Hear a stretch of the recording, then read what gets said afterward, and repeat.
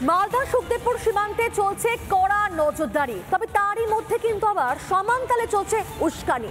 অনুপ্রবেশে বাধা পেয়ে সীমান্তবর্তী এলাকার কৃষি জমির ফসল নষ্ট করছে বাংলাদেশিরা। ঠিক অন্যদিকে আবার শান্তি ফেরাতে বিএসএফ আর বিজেপির মধ্যে বৈঠক। নিরাপত্তার স্বার্থে আপাতত বন্ধ থাকছে কাঁটাতার বসানোর কাজ।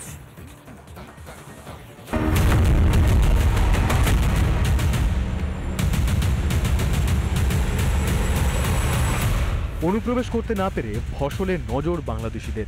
অভিযোগ, রাতের অন্ধকারে কাঁটাতারহীন সীমান্তবর্তী এলাকার লাগোয়া কৃষি জমিতে তাণ্ডব চালাচ্ছে জামাতিরা। ইচ্ছাকৃত পায়ে দোলে নষ্ট করে দেওয়া হচ্ছে ভারতীয় কৃষকদের ফসল।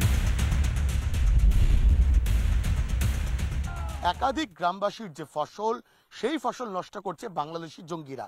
এবং আমার সঙ্গে যারা রয়েছেন, এখান থেকে অনেকেই রয়েছেন, কথা বলবো। আচ্ছা, আপনাদের ফসল এই মুহূর্তে কি অবস্থায় আছে?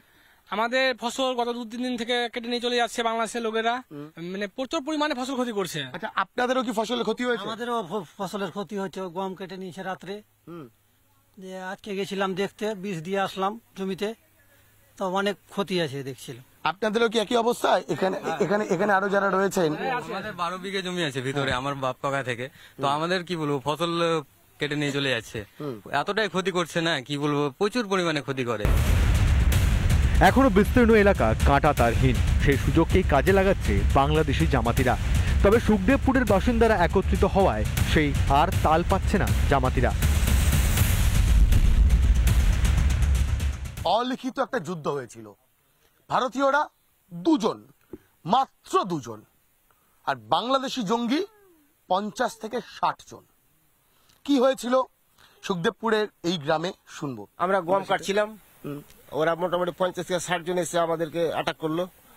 ছেলে একটু মানা করতে গেল, ছেলেকে মারতে লাগলো, মারধর করতে লাগলো। মারধর করে তো ওকে বেশ ঘায়ল করে দিল। ওরা ছাগল গরু নিয়ে অনেকজন 50 থেকে 60 জন এসে আমরা 2 জনকে অ্যাটাক করছে। সব বাংলাদেশি। আমরা কিছু বলছি যে গম গালা ক্ষতি করিস না ভাই, পরে আমরা চলে যাবো, তখন গমটা উঠে চলে যাবো, তখন তোরা করিস। তো আমার ছেলেকে মারতে লাগলো ওরা। ওরা আমরা ফসল না করলে ভালো, ওরা অনেকটা এরিয়া পেয়ে নিবে, ওই এরিয়ার মধ্যে ভারতের জমিগুলো দখল করে নেওয়া যাবে, দখল করবে। ওরা মোষ গরু ছাগল এরা চড়াতে পারবে। আমরা গ্রামে সবাই করে প্রতিরোধ। আবার যদি এরকম হামলা করে, এবার প্রতিরোধ তো হবে, যা হওয়ার তো গতবার, এবার প্রতিরোধ হবে মানে কি, প্রতিরোধ হবার মতন হবে। এবার সব যা করবে তার থেকে আমরা বেশি। পরিস্থিতি ক্রমশই উদ্বেগজনক হয়ে উঠছে, তাই সীমান্তে প্যারা দেওয়ার কাজে হাত দিয়েছিল বিএসএফ। তা নিয়েই রণক্ষেত্রের চেহারা নিয়েছিল সুখদেবপুর। শনিবার তাই আবারও বিএসএফ বিজিবি ফ্ল্যাগ মিটিং।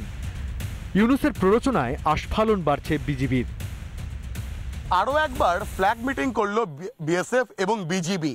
এবং বর্তমানে যে পরিস্থিতি মালদায় ভারত বাংলাদেশ সীমান্তে, সেখানে কাঁটাতারের কাজ করতে গেলে যারা কাঁটাতারের কাজ করতে যাবেন তারা আক্রান্ত হতে পারেন বিজিবি বা এই মোহাম্মদ ইউনুস পুষ্ট জঙ্গিদের হাতে, এমনটাই আশঙ্কা করছেন প্রত্যেকে।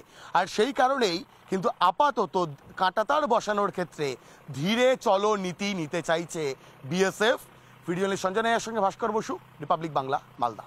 নানা ধরনের কন্টেন্ট দেখার জন্য লাইক করুন, শেয়ার করুন আমাদের ফেসবুক পেজ, সাবস্ক্রাইব করুন আমাদের ইউটিউব চ্যানেল। পাশাপাশি অন্যান্য ব্রেকিং নিউজের জন্য অবশ্যই চোখ রাখুন রিপাবলিক বাংলায়।